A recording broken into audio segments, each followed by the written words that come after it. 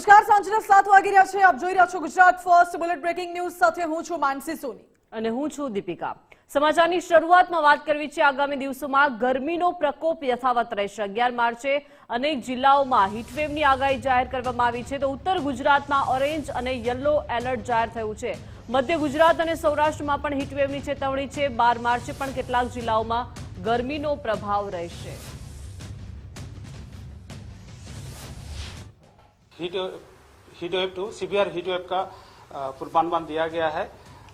ये जो डिस्ट्रिक्ट इसमें आ रहा है राजकोट और सुरेंद्रनगर, और हीट वेव का जो वार्निंग दिया गया है और बाकी जो ऑरेंज कलर के साथ सीवियर हीट वेव आ रहा है, इसमें कच्छ, मोरबी, पोरबंदर, जूनागढ़, गिर सोमनाथ, अमरेली, बोटाड, और येलो वार्निंग जो दिया गया है इसमें है जामनगर और भावनगर सौराष्ट्र कच्छ में. और गुजरात रीजन में ऑरेंज वार्निंग दिया गया है. बनासकांठा, पाटन, बड़ौदा और सूरत के लिए दिया गया है. और येलो वार्निंग दिया गया अहमदाबाद, गांधीनगर, मेहसाना, साबरकांठा, आनंद और बहरिच के लिए दिया गया है. और 12 मार्च के लिए हम लोग ऑरेंज वार्निंग दिए हैं सौराष्ट्र कच्छ में. ऑरेंज वार्निंग में जो डिस्ट्रिक्ट राजकोट और सुरेंद्रनगर है ऑरेंज वार्निंग में, और येलो वार्निंग में आ रहा है कच्छ, मोरबी, पोरबंदर, जूनागढ़ और अमरेली. તો આ તરફ અમદાવાદમાં ગરમીને લઈને યલો એલર્ટ ઇસ્યુ કરવામાં આવ્યું છે. ગરમીને લઈ એએમસીએ હીટ એક્શન પ્લાન તૈયાર કર્યો. શહેરમાં 1000થી વધુ પાણીની પરબો ઊભી કરાશે. શહેરના તમામ યુએચસી અને સીએચસી પર ઓઆરએસ સેન્ટર ઊભા રહેશે. 24 કલાક ટ્રાફિક સિગ્નલો પર ગ્રીન નેટ લગાવાશે અને 70 ટ્રાફિક સિગ્નલ બપોરના સમયે બંધ રહેશે. મનપા સંચાલિત હોસ્પિટલોમાં દર્દીઓ માટે વિશેષ વ્યવસ્થા ગોઠવવામાં આવી છે. આ સાથે જ હીટ રિલેટેડ ઇનલેસના દર્દીઓ માટે અલાયદી વ્યવસ્થા કરવામાં આવશે. અમદાવાદ મ્યુનિસિપલ કોર્પોરેશનના તમામ સેન્ટરો, જે મેં તમને કીધું કે હેલ્થ સેન્ટરો પર ઓઆરએસ ઉપલબ્ધ છે. કોઈપણ વ્યક્તિને જરૂરિયાત જણાય તો ત્યાંથી ઓઆરએસ પેકેટ્સ મેળવી શકે છે. દેન આપણે વાત કરીએ કે ગાર્ડન વિભાગ, તો સવારના 6 વાગ્યાથી રાતના 11 વાગ્યા સુધી તમામ ગાર્ડનો ખુલ્લા રહેશે.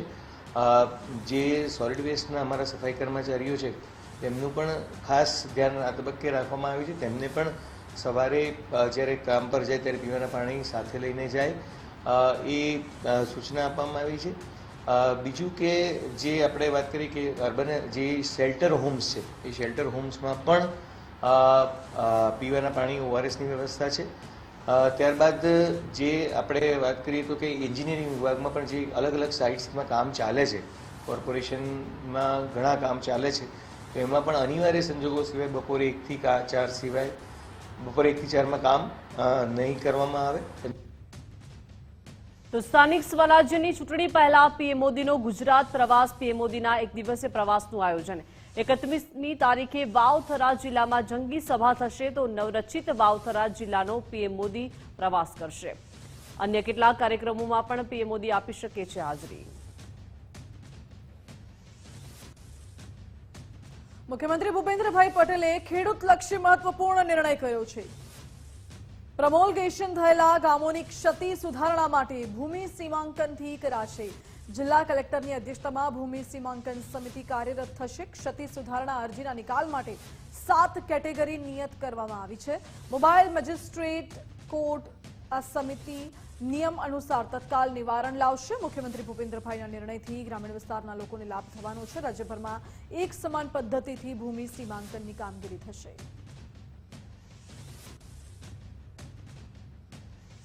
એરપોર્ટ પર સીએમ અને ડેપ્યુટી સીએમની લોકો સાથે મુલાકાત. કોઈ પ્રોટોકોલ વગર સામાન્ય નાગરિકોની વચ્ચે તેઓ બેઠા. મુખ્યમંત્રી ભૂપેન્દ્રભાઈ પટેલે લોકો સાથે મુલાકાત કરી.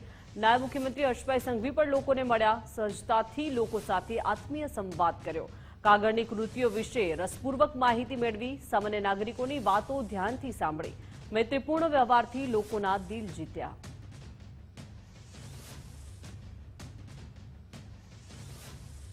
કેબિનેટની બેઠકમાં ચર્ચાયો ઘરેલું ગેસનો મુદ્દો. મુખ્યમંત્રીની ગેસ અને પાણીના જથ્થા મુદ્દે સૂચના.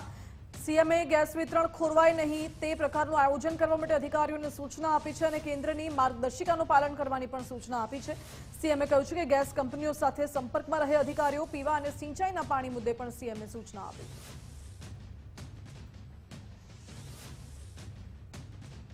વિધાનસભા ગૃહમાં નાયબ મુખ્યમંત્રી હર્ષભાઈ સંઘવીનું નિવેદન. ગુજરાત એટીએસનું નામ સાંભળે તો ભલભલાનું પેન્ટ ભીનું થઈ જાય. એટીએસે ગુજરાત અને ગુજરાત બહાર આરોપીઓને ઝડપ્યા છે. રામ મંદિર પર હુમલાના પ્લાનને નિષ્ફળ બનાવ્યો, એવો પાઠ ભણાવ્યો કે ભવિષ્યમાં રામ મંદિર સામે કોઈ ન જોઈ શકે. તો આ તરફ નાયબ મુખ્યમંત્રી હર્ષભાઈ સંઘવીએ વિધાનસભામાં નિવેદન આપ્યું. દાદાના બુલડોઝર સામે વાંધો કોને હોઈ શકે તેવું હર્ષભાઈ સંઘવીએ કહ્યું અને આગળ ઉમેર્યું કે 1100 હેક્ટર જમીન માત્ર કચ્છમાં ખાલી કરાવી છે. અમદાવાદમાં ચંડોળા તળાવને તો અડ્ડો બનાવ્યો હતો. ચંડોળા તળાવમાં અમુક લોકોના 200 મકાનો હતા. મોટા બંગલાઓ, ગાડીઓ પણ બનાવી નાખી હતી. વિપક્ષને દુઃખ શેનું છે એ જ ખબર નથી પડતી. ચંડોળામાં 2010 પહેલાના જેવન લોકોને ઘર આપવામાં આવશે. આ સાથે જ રાજકોટના જંગલેશ્વરમાં પણ દાદાનું બુલડોઝર ચાલ્યું છે. કોઈ પણ ગુનો બને તો પોલીસ પહેલા જંગલેશ્વરમાં ગુનેગારને શોધે. અનેક કૂટણખાનાઓ, જુગારધામ અને ગુનેગારોનો અડ્ડો હતું જંગલેશ્વર વિસ્તાર. હવે નવી સુવિધાઓ અહીં બનાવવામાં આવશે. ગુનો કર્યો તો દાદાનું બુલડોઝર ફરશે અને ફરશે જ તેવું કડક શબ્દોમાં ડેપ્યુટી સીએમએ કહી દીધું છે. આગળ ઉમેર્યું કે ગુનેગારોને કોઈ પણ ભોગે છોડવામાં નહીં આવે.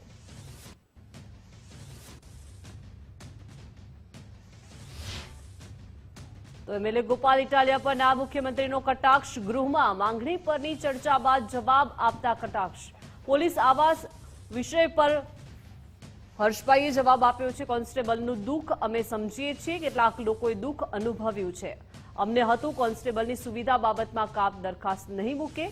મને એવું હતું કે કોન્સ્ટેબલને સુવિધા માટે વધુ ખર્ચની માંગ કરશે, પણ હવે તેમને મોટી ગાડી મળી ગઈ છે, વ્યવસ્થાઓ બદલી ગઈ છે અને કોન્સ્ટેબલની ચિંતા નહીં હોય.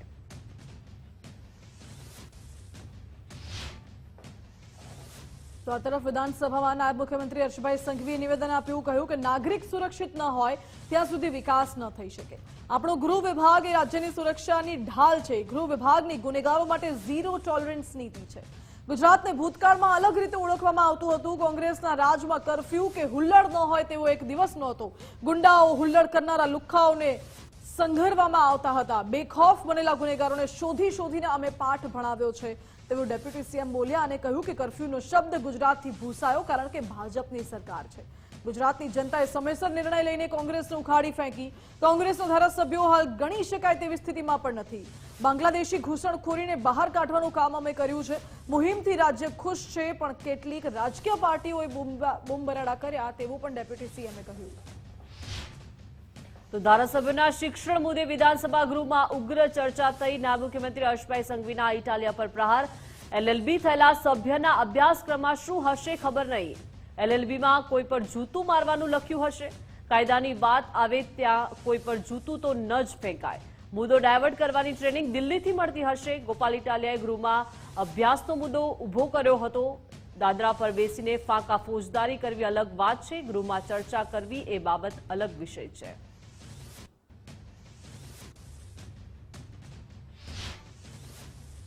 તો આ તરફ વિધાનસભા ગૃહમાં આમ આદમી પાર્ટીના ધારાસભ્ય ચૈતર વસાવાનો ધરપકડનો મુદ્દો ગુંજ્યો. ધરપકડ અંગે પોલીસે જવાબ ન આપ્યાનો ચૈતર વસાવાએ દાવો કર્યો તો હર્ષભાઈ સંઘવી આ મુદ્દા પર પોઈન્ટ ઓફ ઓર્ડર ઉપસ્થિત કર્યો. નાયબ મુખ્યમંત્રીએ કહ્યું કે કોર્ટ મેટર હોવાથી ગૃહમાં ચર્ચા ન થઈ શકે. ગૃહના સન્માનિત સભ્ય છે, તે સારી રીતે જાણે છે કે ધરપકડ કેમ કરાઈ. કોર્ટમાં વાત કરી હોત તો કોર્ટે અધિકારીઓ સામે પગલાં લીધા હોત. સભ્ય પાસે અધિકારી વિરુદ્ધના પુરાવા હોય તો આપે. જો કે પુરાવા આપશે તો અધિકારીઓ સામે પગલાં ભરાશે તેવું હર્ષભાઈએ કહ્યું.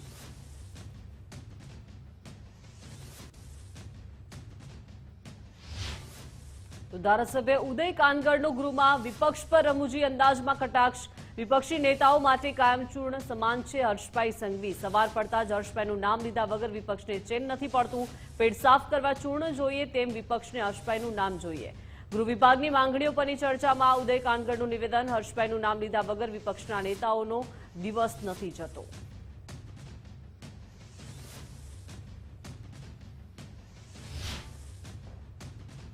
તો વિધાનસભા ગૃહમાં કોંગ્રેસના ધારાસભ્ય કાંતિ ખરાડી પર બગડ્યા અધ્યક્ષ. પ્રશ્નોત્તરી કાળ દરમિયાન કાંતિ ખરાડી સતત કોમેન્ટ કરતા હતા ત્યારે વિધાનસભા અધ્યક્ષે કાંતિ ખરાડીને કહ્યું કે બહાર કાઢીશ. મંત્રીના જવાબ વખતે બેઠા બેઠા તેઓ કોમેન્ટ કરતા હતા. કાંતિ ખરાડીના વર્તનથી અધ્યક્ષ ગુસ્સે થઈ ગયા.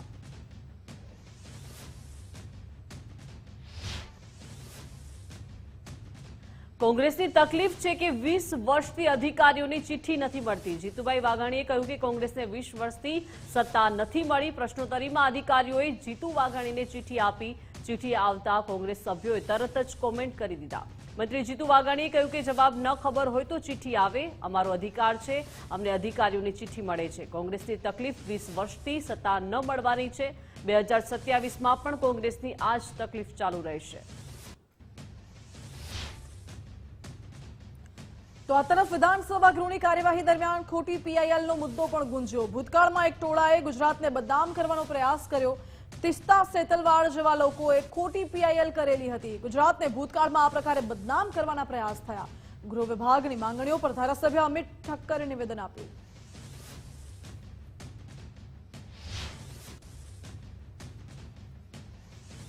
તો રાજ્યમાં પશુ ચિકિત્સા અધિકારીઓની 50% જગ્યાઓ ખાલી. કોંગ્રેસના ધારાસભ્યોના પ્રશ્ન પર સરકારે લેખિતમાં જવાબ આપ્યો. પશુપાલન વિભાગમાં ખાલી જગ્યાઓ મુદ્દે વિધાનસભામાં ખુલાસો થયો.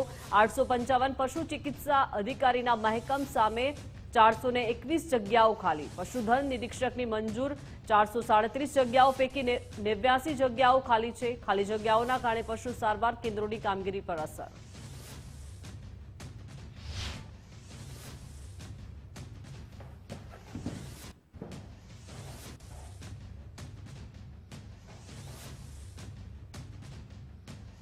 કચ્છ માટેની જાહેરાતને સાંસદ વિનોદ ચાવડાએ વધાવી છે. હાઈવે ટુ હેવન માટે 650 કરોડથી વધુની મંજૂરીને વધાવાઈ છે. વિશ્વ પ્રસિદ્ધ રોડ ટુ હેવન વધુ પહોળો અને સુરક્ષિત બનશે.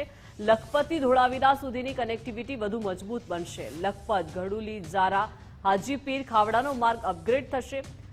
કાંઠવાંડથી ધોળાવીરા સુધી 165.58 કિલોમીટરનો માર્ગ અપગ્રેડ થશે. ગડુલી સાંતલપુર રોડ સરહદી વિસ્તારનો આપણા માટે ખૂબ મહત્વનો રોડ છે. 10 મીટરની પહોળાઈ, 165 કિલોમીટરનો આ રોડ 650 કરોડ રૂપિયા 10 મીટર માટે એટલે કે ડબલ રોડ માટે જ્યારે મંજૂર કર્યા છે, આપણા માટે અતિ આનંદની વાત છે. એમાં રોડ ટુ હેવનનો સમાવેશ થાય છે.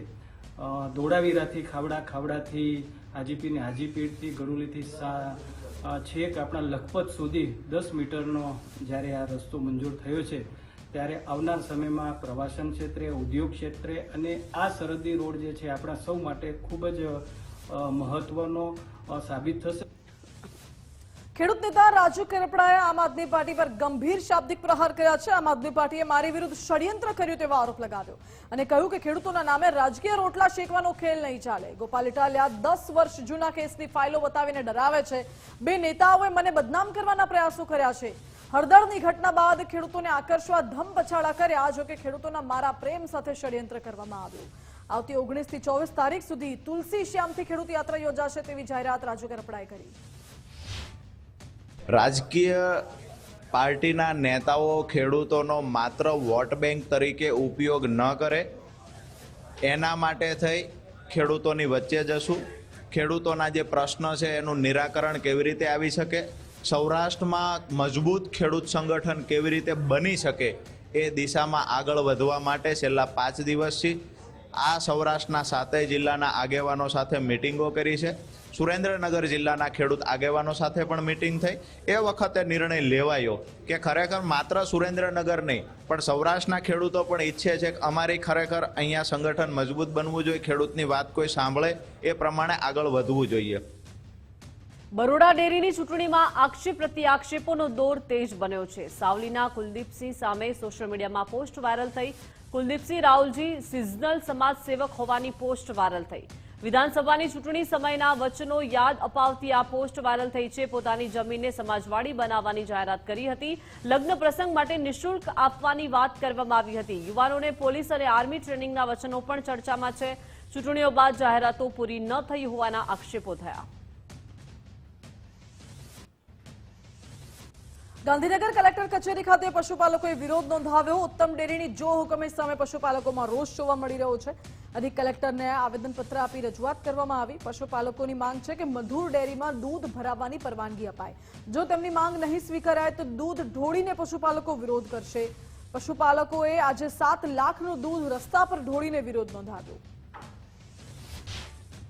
અમારું લગભગ 60,000 લીટર દૂધ છે દહેગામ તાલુકાનું. આજે ખરાબ એનો જે અસર છે એના કારણથી આજે બહુ જ શોષણ થઈ રહ્યું છે. અમારા જે પોષણક્ષમ ભાવ નથી મળતા અમને. અને ઉત્તમની અંદર ફરજ પાડવામાં આવશે કે તમે ઉત્તમની અંદર જ દૂધ ભરાવો, તો અમારો જિલ્લો ગાંધીનગર લાગે છે તો અમારે ગાંધીનગરમાં જ ભરાવવું જોઈએ. મેં એમાં રહેવા તૈયાર નથી. અમારા પશુપાલકોનું બહુ મોટું શોષણ છે. એક દિવસનું 6 થી 7 લાખ રૂપિયા નુકસાન થાય છે દહેગામ તાલુકાના પશુપાલકોનું. અને આજનું દૂધ, આજે 6 થી 7 લાખનું દૂધ જે પશુપાલકોએ ઢોળી નાખ્યું છે એ નુકસાન પશુપાલકો જ ભોગવી રહ્યા છે. બરાબર. હવે ટોટલ દૂધ જે કંઈ રહ્યું આના પછીનો જે કાર્યક્રમ હશે એ પણ દૂધ અમે ઢોળી દઈશું. જૂનાગઢની મહાશિવરાત્રીની રવેડીમાં માત્ર સાધુ સંતો જોડાય તેવી માંગ પ્રબળ બની છે. અનેક ધાર્મિક સંસ્થાઓના પ્રતિનિધિઓએ મુખ્યમંત્રીને પત્ર લખ્યો. મેંદરડાના ખાખીમઢીના સંતે પણ જમાવડા અંગે નારાજગી દર્શાવી રવેડીના દર્શન કરવા આવતા શ્રદ્ધાળુઓની લાગણીને ઠેસ પહોંચે છે. ભગવા વસ્ત્રો ધારણ કરી સંસારીઓ રવેડીમાં જોડાઈ સનાતનનું ઉલ્લંઘન કરી રહ્યા છે. શિવરાત્રીની રાત્રે સાધુ સંતોની રવેડીમાં નીકળતી હોય છે, જ્યાં સંસારીઓનો જમાવડો થઈ રહ્યો છે. આગામી વર્ષથી રવેડીમાં માત્ર સાધુ સંતો જોડાય તેવી માંગ કરાઈ. સામાજિક લોકોની બહુ રવેડીમાં સંખ્યા હોવાથી ઘણા મોટાભાગના સાધુ સંતો આ રવેડીમાં જોડાયા નહોતા, જેને કારણે એમના દર્શનથી પણ શ્રદ્ધાળુઓ વંચિત રહ્યા હતા. તો તે બાબત આગામી વર્ષો દરમિયાન ધ્યાન રાખવામાં આવે કે એવું ન થાય અને ફક્ત ને ફક્ત 3 અખાડાના જે સંતો છે એની રવાડીની અંદર હાજરી હોય ને ઉપસ્થિતિ હોય અને રવાડીમાં એ લોકો નીકળે એવી એક અમારી લાગણી છે. બીજું કે ચાહે આરતી હોય, ચાહે ઘરગથ્થુ પૂજા વિધિ હોય, ત્યારે નાગરિક વેશ છે એ વર્જિત છે. તો ધોતી પહેરીને, સ્નાન વિધિ બાદ ધોતી પહેરીને જ આ કરવામાં આવે.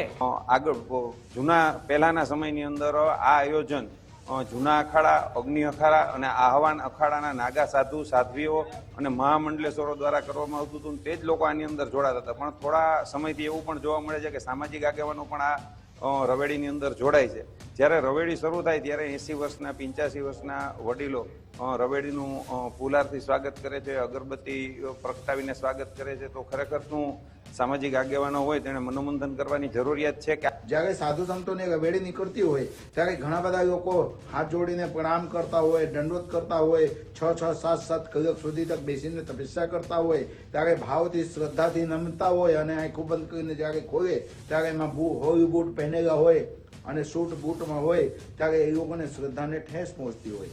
એટલે હું મારા જે જૂનાગઢના અખાડાના સંતો છે એ બધા સુધી તક હું આ વાતને પહોંચાડીશ અને આના નિરાકરણ થાય એવી હું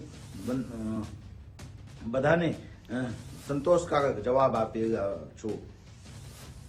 તો મધ્ય પૂર્વમાં ભભૂકેલી યુદ્ધની આગની અસર હવે છેક ઉત્તર ગુજરાત સુધી પહોંચી છે.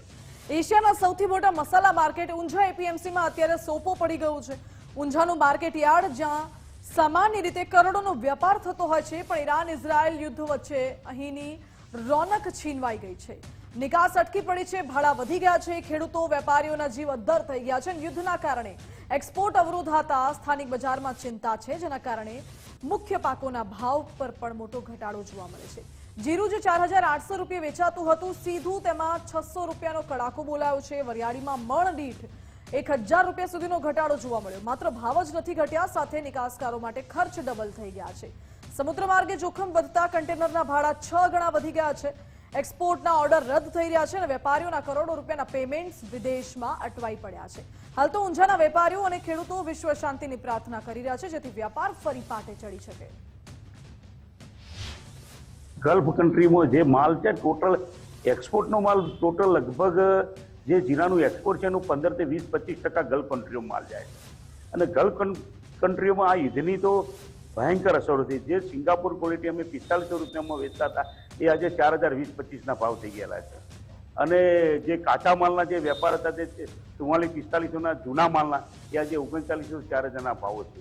20 કિલો 400 થી 500 રૂપિયાની ઘટાડો આવેલો છે. એટલે જ્યાં સુધી યુદ્ધ શાંત નહીં થાય ત્યાં સુધી વેપારમાં મજા નહીં આવે અને કોઈ રિસ્ક પણ કરવા તૈયાર નથી.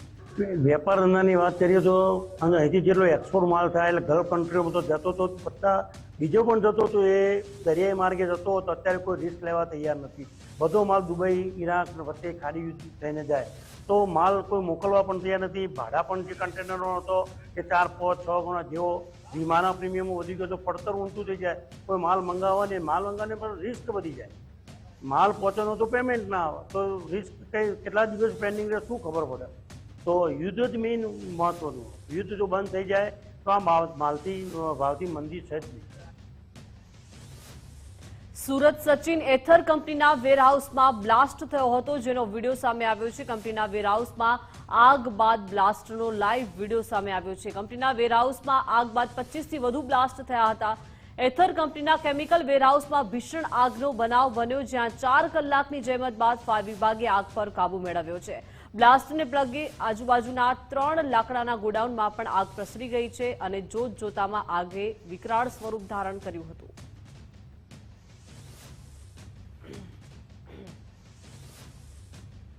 અરવલ્લીમાં ધનસુરાના ટેબા વિસ્તારમાં ખેતરમાં આગ લાગી હતી, જેમાં 100થી વધુ ડ્રીપના સેલ બળીને ખાખ થઈ ગયા છે. ડ્રીપના રોલ અહીં પડ્યા હતા. ખેડૂતને ડ્રીપ રોલમાં 5 થી 6 લાખનું નુકસાન થયાનો અંદાજ છે. આ ડ્રીપ રોલમાં આગ લાગવાનું કારણ તો અકબંધ છે, જો કે પાણીના ટેન્કર વડે આગ પર કાબુ મેળવવાના પ્રયાસો હાથ ધરાયા.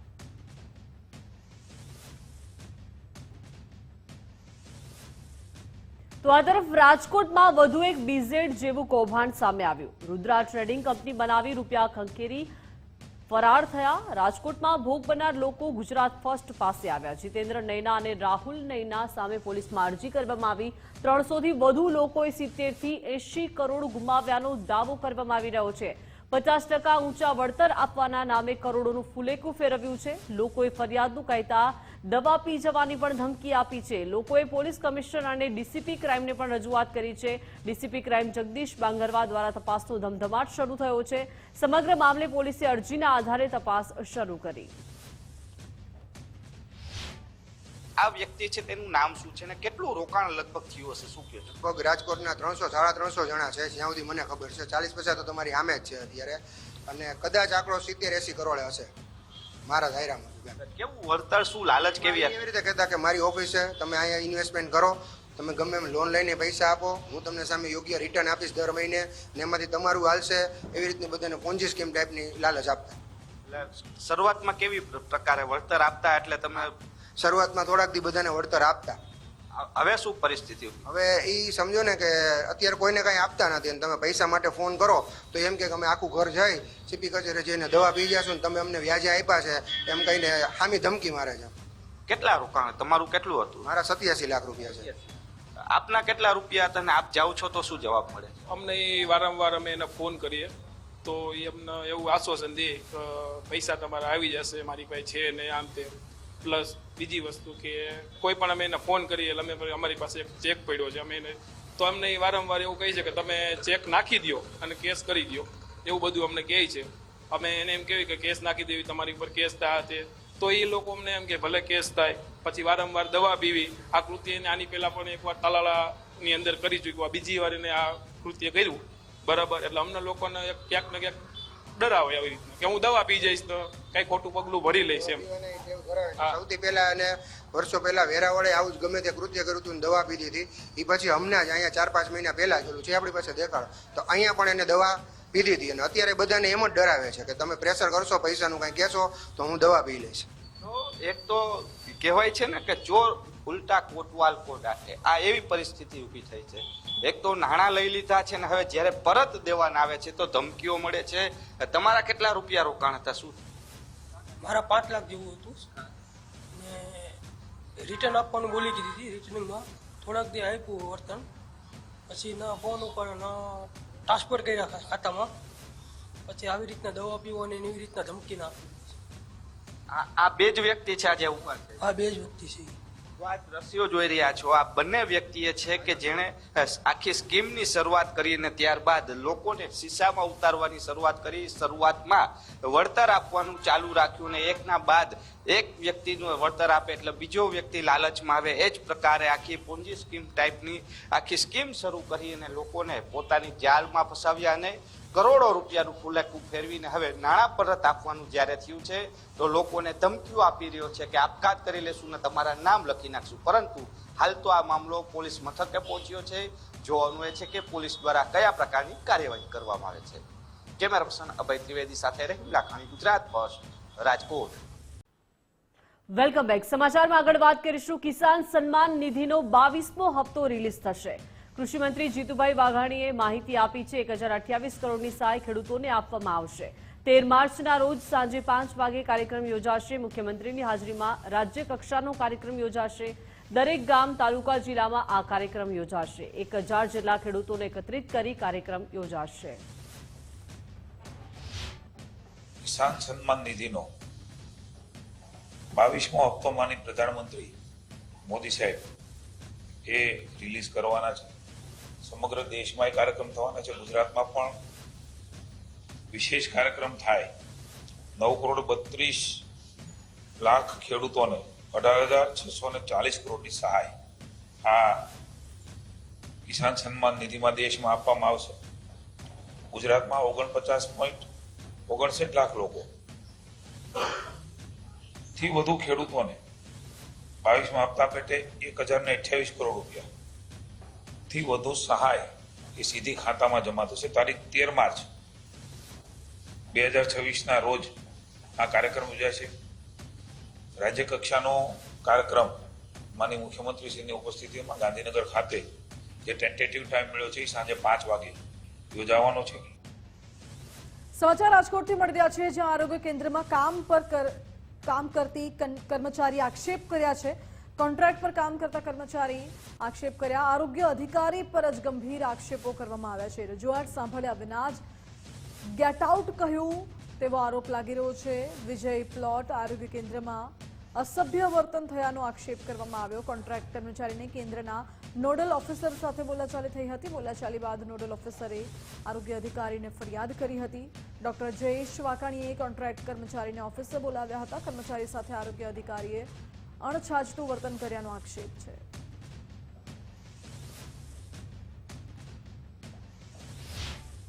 હું ડાંગર મીરા વિજય પ્લોટ આરોગ્ય વિભાગમાં 1 વર્ષના કોન્ટ્રાક્ટ ઉપર જોબ કરું છું એપ્રેન્ટિસ તરીકે, અને મારા 10 મહિના પૂરા થઈ ગયા। 2 મંથ મારા અહીંયા બાકી છે।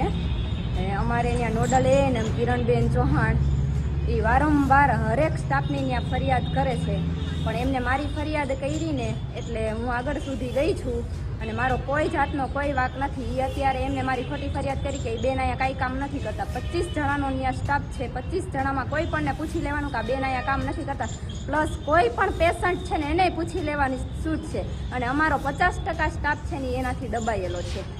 એમણે એક રીલ્સ વાયરલ કરી છે। આ ઉપરાંત ત્યાંના ફિમેલ સુપરવાઇઝર વિરુદ્ધ પણ એમણે અહીંથી ગયા પછી પણ ઘણા બધા બોલાચાલીના શબ્દો કર્યા હતા।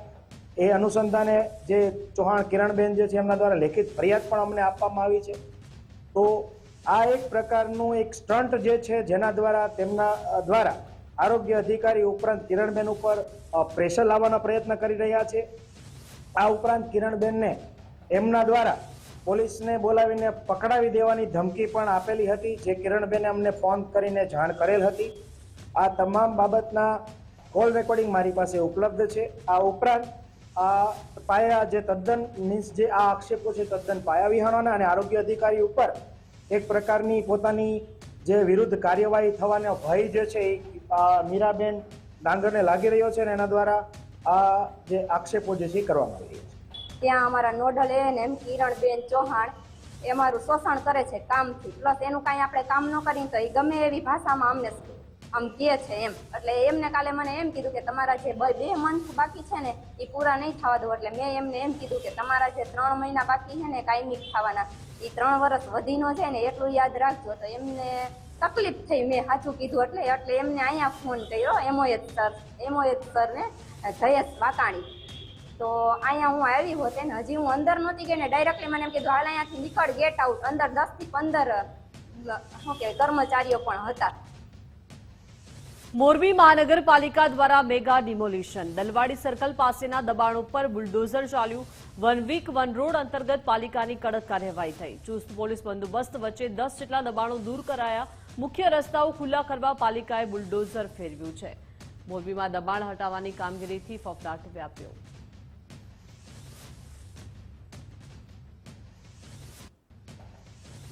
અમદાવાદમાં એટીએસ દ્વારા નશાકારક દવાના રેકેટનો પર્દાફાશ કરવામાં આવ્યો છે। એટોમિડેટ ડ્રગ્સ કેસમાં તપાસ દરમિયાન વધુ મોટો જથ્થો ઝડપાયો। અરામેક્સ હબમાંથી 4 કિલો એટોમિડેટ જપ્ત કરવામાં આવ્યું છે. એલોવેરા પાવડરના સ્વરૂપમાં નશાકારક દવાનું પાર્સલ મોકલવામાં આવ્યું હતું. સુરતની રુદ્રા એન્ટરપ્રાઇઝમાંથી 5 કિલો એટોમિડેટ એપીઆઈ ઝડપાયું. અત્યાર સુધી કુલ 50 કિલો એટોમિડેટ ઝડપાયું છે. થાઇલેન્ડની તપાસ એજન્સી દ્વારા પણ 15 કિલો ડોઝ જપ્ત કરાયો છે.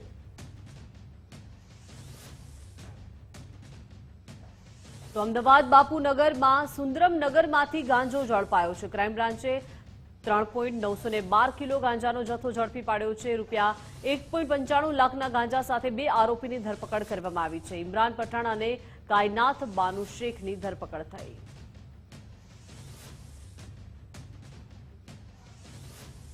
દિયોદર હાઈવેના વિસ્તારમાંથી શંકાસ્પદ ખાતર ઝડપાયું છે. વાવથરાદ એસઓજીએ બાતમીના આધારે ટ્રકને ઝડપી પાડી. જે ખાતરનો જથ્થો હૈદરાબાદ લઈ જવાય તે પહેલા જ મોટી કાર્યવાહી કરાઈ. ટ્રકમાંથી 775 જેટલા સિમ્બોલ વગરના કટ્ટા મળી આવ્યા છે. ખેતીવાડી વિભાગને જાણ કરતા જ અધિકારીઓ ઘટના સ્થળે દોડી આવ્યા અને તપાસ હાથ ધરાઈ. સવારે અંદાજિત 9:15 જેવો એસઓજી પીએસઆઈ સાહેબનો ફોન મારા ઉપર આવેલો. એમણે દિયોદર એપીએમસી ગેટ આગળ બાતમીના આધારે ખાતરની ગાડી પકડવામાં આવેલી કે જે શંકાસ્પદ જણાતા તેઓએ અમને જાણ કરતા અમે અંદાજિત 11:30 વાગ્યા જેવા અહીંયા પધારેલ સ્થળ ઉપર અને પ્રાથમિક દ્રષ્ટિએ જોતા એવું લાગે કે ખરે યુરિયા ખાતર છે, પરંતુ જ્યારે આપણે એને ફર્ટિલાઇઝર ટેસ્ટિંગ લેબોરેટરીના રિપોર્ટના આધારે જ કહી શકીશું કે આ યુરિયા ખાતર એ ખેડૂતોનું મતલબ આપણે ખેતીલાયક ઉપયોગનું છે કે ઇન્ડસ્ટ્રીયલ ઉપયોગ વપરાશનું છે. પ્રાથમિક દ્રષ્ટિએ જો એવું જણાશે કે ભાઈ અને પૃથ્થકરણ અહેવાલ આધારે કે આ ખરેખર ખેડૂતોને ખેતી ઉપયોગ હેતુ યુરિયા ખાતર છે તો જે તે જવાબદાર વ્યક્તિ ઉપર કાયદેસરની કાર્યવાહી હાથ ધરવામાં આવશે. ધાનેરા તાલુકાના એક ગ્રામ્ય વિસ્તારમાં માનવતાને શર્મસાર કરતી ઘટના સામે આવી છે. કળયુગી પિતાએ પોતાની સગી દીકરી પર દુષ્કર્મ આચર્યું હોવાની ફરિયાદ ધાનેરા પોલીસ મથકે નોંધાઈ. રાત્રિના સમયે માતા જાગી જતા ગંભીર મામલો બહાર આવ્યો છે. તો માતા પોતાની દીકરીને લઈને ધાનેરા પોલીસ મથકે પહોંચી અને સમગ્ર આપવીતી પોલીસ સમક્ષ રજૂ કરી. ત્યારબાદ પોલીસે તાત્કાલિક કાર્યવાહી હાથ ધરી આરોપી પિતાની પૂછપરછ કરી અને તેની ધરપકડ કરી છે. આરોપી 7 સંતાનોનો પિતા હોવાનું પણ સામે આવ્યું છે અને અગાઉ પણ તેનો ગુનાહિત ઇતિહાસ રહ્યો હોવાનું પણ જાણવા મળ્યું છે. આ શરમજનક ઘટનાથી સમગ્ર વિસ્તારમાં ભારે રોષ ફેલાયો છે અને આ લોકો કડક સજાની પણ હવે આરોપીને થાય તેવી માંગ કરી રહ્યા છે. હાલ તો પોલીસે આરોપીની ધરપકડ કરી જેલના સળિયા પાછળ ધકેલી વધુ તપાસ હાથ ધરી. ધાનેરા પોલીસ સ્ટેશનના દાખા ગામે મેલાભાઈ માજી રાણા નામના વ્યક્તિએ પોતાની જ દીકરી ઉપર દુષ્કર્મ આચરેલું હતું, જે ખૂબ જ હિંસક પ્રકારનો ગુનો હોય. પોલીસે તાત્કાલિક ભોગ બનનારની ફરિયાદ લઈ અને આરોપીને તરત જ ઝડપી લઈ અને જેલના સળિયા પાછળ મોકલી આપેલ છે. સામાજિક રીતે આ બહુ ખરાબ બાબત છે, જેથી પોલીસે સત્વરે બહુ કડક કાર્યવાહી કરેલ છે અને જે તે સમયે આરોપીએ ઘરના સભ્યોને ધમકી આપેલી હતી કે આવી વાત કોઈને જો જાહેર કરી છે તો તમને જાનથી મારી નાખશું, જેથી પરિવાર થોડો સમય દબાયેલો હતો. પરંતુ જેવી આ ઘટના પોલીસ સમક્ષ આવી, પોલીસે તાત્કાલિક ફરિયાદ નોંધી કાયદેસરની કડક કાર્યવાહી કરેલ છે. આરોપી અત્યારે જેલની અંદર છે. બનાસકાંઠાના જોરાપુરા ગામમાં વેલાજી ગજુજી ઠાકોરની હત્યા કરવામાં આવી છે. કુટુંબી ભાઈઓએ વેલાજી ઠાકોર પર જીવલેણ હુમલો કર્યો હતો. સામાન્ય બોલાચાલી દરમિયાન ધોકા અને પાઇપથી હુમલો કરવામાં આવ્યો. ટોમી ધારિયા વડે વેલાજી ઠાકોરને ઘાયલ કરી નાખ્યા. હત્યારોના હુમલાથી વેલાજી ઠાકોરનું મોત થયું છે. પરિવારજનોએ મૃતદેહ સ્વીકારવાનો ઇનકાર કર્યો હતો. ન્યાય ન મળે ત્યાં સુધી મૃતદેહ નહીં સ્વીકારવાનો નિર્ણય પરિવારજનોએ લીધો.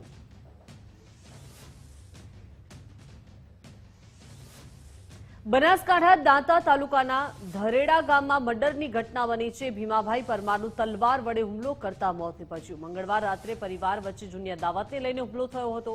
4 થી 5 હુમલાખોરોએ તલવાર વડે જીવલેણ હુમલો કર્યો. પિતા ભીમાભાઈનું મોત અને 2 પુત્રો ગંભીર રીતે ઘાયલ થયા છે. મોટા પુત્રને ગંભીર હાલતમાં પાલનપુર હોસ્પિટલ ખસેડાયો. મૃતકની લાશ દાંતા સરકારી હોસ્પિટલમાં પીએમ માટે લવાઈ છે. દાંતા પોલીસ ઘટના સ્થળે પહોંચી તપાસ શરૂ કરી.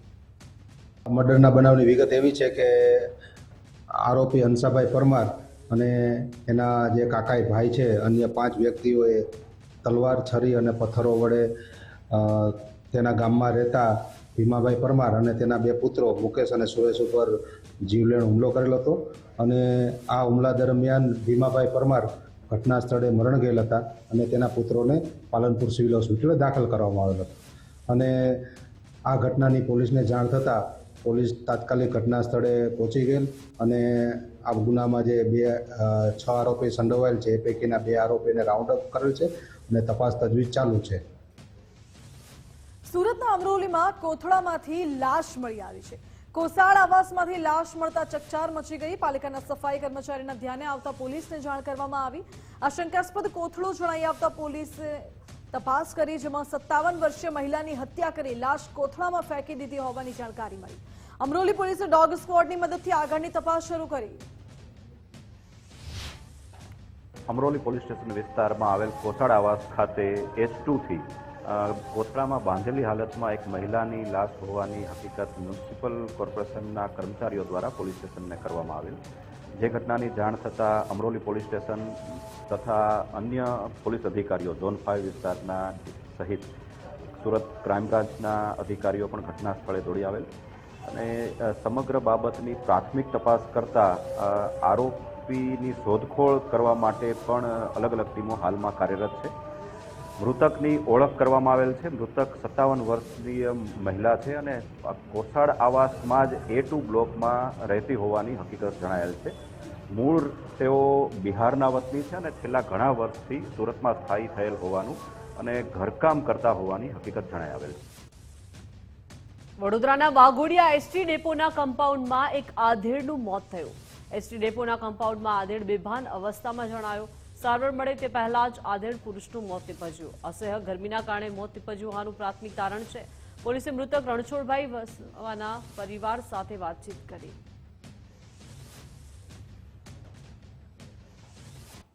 અમદાવાદના સરદારનગરમાં થયેલી હત્યા અને લૂંટનો મામલો સામે આવ્યો. ભારતીબેન બજરંગેની હત્યા કરવામાં આવી હતી. પોલીસે સલામ સૈયદ અને સોનુ સિકરવારની ધરપકડ કરી છે. આરોપી પાસેથી સોનાના દાગીના અને રોકડ રકમ જપ્ત કરાઈ છે. 4 માર્ચે લૂંટ વિથ મર્ડરની ઘટના બની હતી. સોનાના દાગીના સહિત કુલ 2,50,000ની લૂંટ થઈ હતી.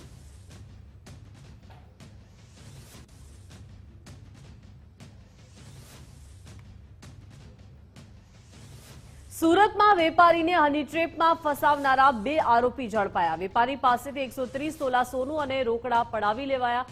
મેહુલ જડિયા, વિનોદ મનાણીની અઠપા પોલીસે ધરપકડ કરી. જ્વેલર્સ યુનુફ ચોકસી પોલીસ પકડથી ફરાર છે. યુવતી સાથેનો વિડીયો બનાવી વેપારીને બ્લેકમેલિંગ કરાયો. વૃદ્ધ વેપારી ડિપ્રેશનમાં સરી પડતા પોલીસ ફરિયાદ નોંધાઈ. વિડીયો વાયરલ કરવાની ધમકી આપી 39 લાખ રૂપિયા તફડાવી લીધા. પોલીસે ગુનો દાખલ કરી 2 આરોપીઓને ઝડપી પાડ્યા છે. અઠવા પોલીસે વધુ તપાસ હાથ ધરી.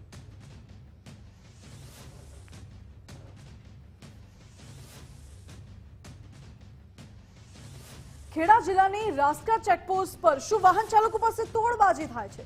સવાલ એટલા માટે કારણ કે આરોપ લાગી રહ્યા છે ચેકપોસ્ટ પર હાજર જવાનો તોડબાજી કરતા હોય તેવા આરોપ છે. વાહન ચાલકો પાસે દંડના નામે તોડ થવાનો આરોપ છે. જાગૃત નાગરિકે સોશિયલ મીડિયામાં વિડીયો બનાવીને વાયરલ કર્યું છે. ચેકપોસ્ટ પર હાજર જવાનો તોડબાજી કરતા હોય. મહેમદાવાદ પાસેના રાસ્કા ચેકપોસ્ટનો વિડીયો વાયરલ થયો છે કે ગુજરાત ફર્સ્ટ વાયરલ વિડીયોની પુષ્ટિ નથી કરતું.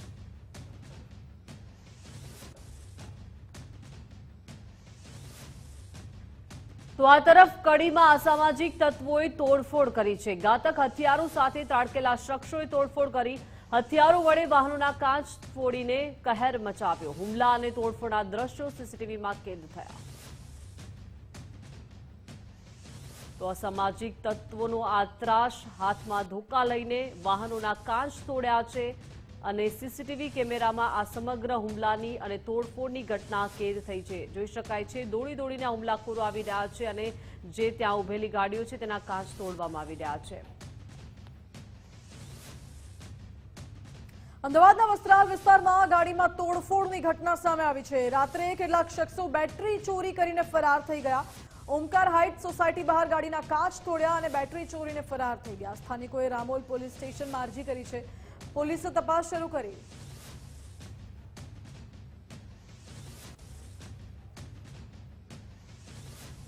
તો રાજકોટમાં વધુ એક મારામારીનો વિડીયો વાયરલ થયો છે. પડધરી મુખ્ય માર્ગ પર બાઇક પર યુવકને માર મારવામાં આવ્યો છે. બાઇક પરના યુવક સાથે સામસામે હાથાપાઈ થઈ. મારામારીનું કારણ હજુ સામે નથી આવ્યું. વિડીયો વાયરલ થતાં જ પડધરી પોલીસે તપાસ શરૂ કરી.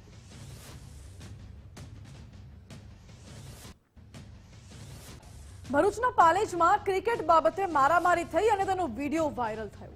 જાણકારી છે કે આ વિડીયો 15 દિવસ પહેલાનો હોઈ શકે છે, જો કે પોલીસે કાર્યવાહી પણ કરી છે, પરંતુ યુવકોએ બેટ અને સ્ટમ્પથી એક યુવકને માર માર્યો હતો. ઈજાગ્રસ્ત જમીન ઉપર ઢળી પડ્યો હોવાનો વિડીયો વાયરલ થયો. વાયરલ વિડીયો મુદ્દે પોલીસે કાર્યવાહી કરી હોવાની જાણકારી.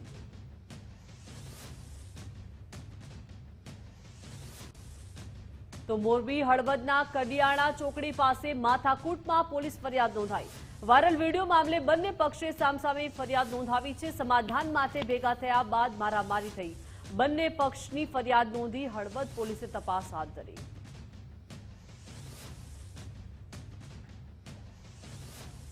સુરતના માંગરોળમાં મારામારી અને તોડફોડના આરોપી ઝડપાયા છે. કોસંબા પોલીસે ગુનો નોંધી આરોપીઓની ધરપકડ કરી છે.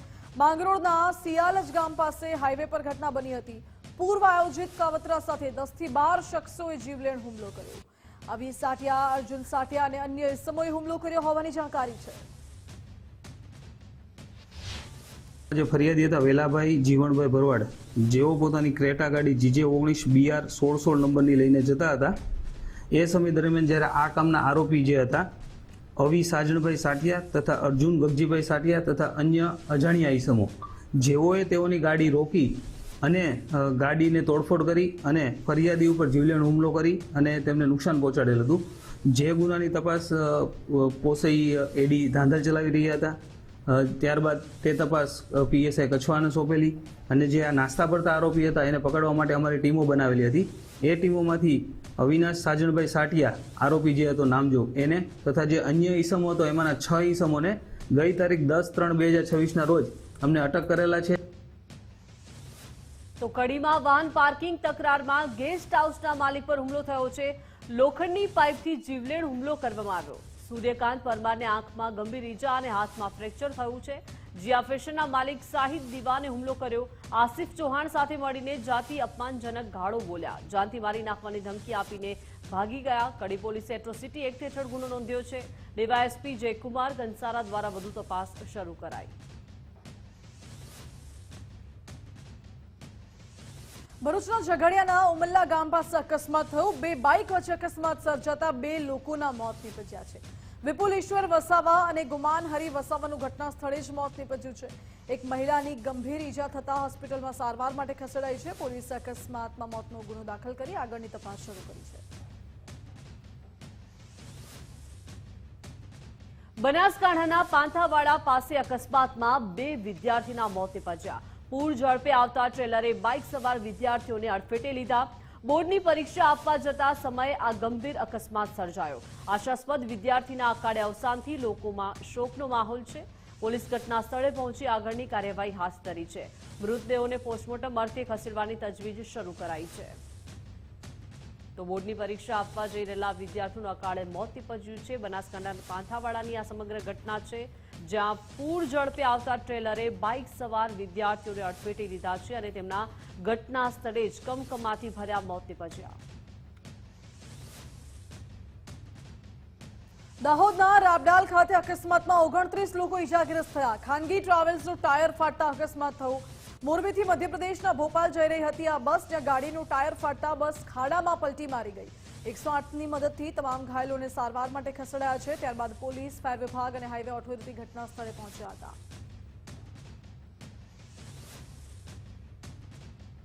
તો આ તરફ સુરતના કિમ માંડવી રોડ પર કાર ગટરમાં ખાબકી.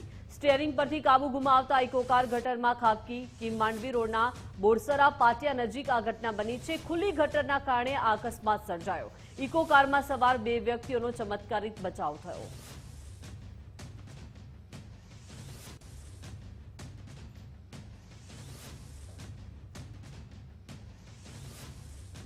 છોટાઉદેપુરના બોડેલી અલીપુરા 4 રસ્તા પર કાર ચાલક બેફામ બન્યો. 4 રસ્તા પર આમલેટની લારી પાસે કેટલાક લોકોને અડફેટે લીધા. કારની ટક્કરે લારી પર ઉભેલા દંપતીને ગંભીર ઈજાઓ પહોંચી. પુરુષની હાલત ગંભીર જણાતા તેને વડોદરા રેફર કરાયો છે, જ્યારે અકસ્માત કરીને ભાગી છૂટેલા કાર ચાલકને લોકોએ પોલીસને સોંપ્યો. કાર ચાલક બોડેલી તાલુકાના સીમળિયા ગામનો હોવાનું સામે આવ્યું છે. જોકે અકસ્માત સર્જનાર કાર ચાલક નશામાં ધૂત હોવાનું પણ અનુમાન છે. અકસ્માતની ઘટનાના CCTV પણ સામે આવ્યા છે.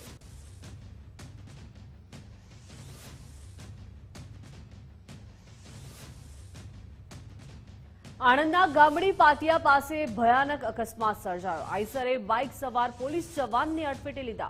નડિયાદ રૂરલના એએસઆઈ અરુણદાન ગઢવીનું મોત નીપજ્યું. મૃતદેહને આણંદ સરકારી હોસ્પિટલમાં ખસેડવામાં આવ્યા. પોલીસ જવાનના મોતને લઈને પોલીસ બેડામાં શોકની લાગણી પ્રસરી ગઈ.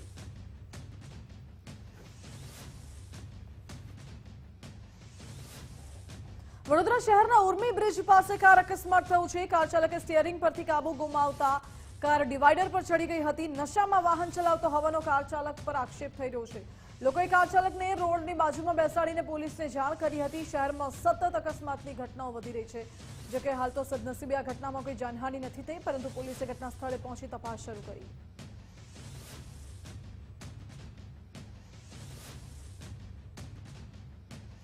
ગેસની સ્થિતિને લઈને રાજ્ય સરકાર સતત ચિંતિત છે. ગેસના ભાવમાં વધારો ન કરવાની કેન્દ્રની જાહેરાત.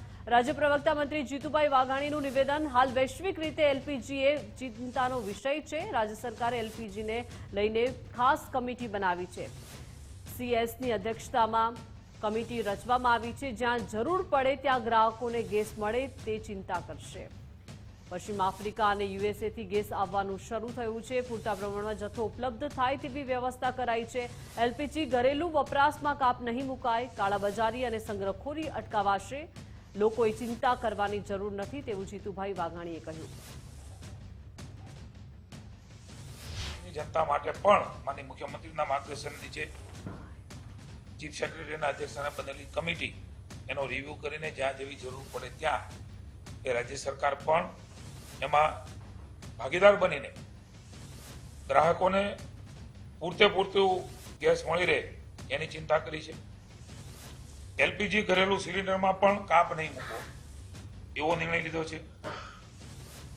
ડોમેસ્ટિકમાં કોઈ પણ જાતનો તકલીફ ન પડે એની ચિંતા કરી છે.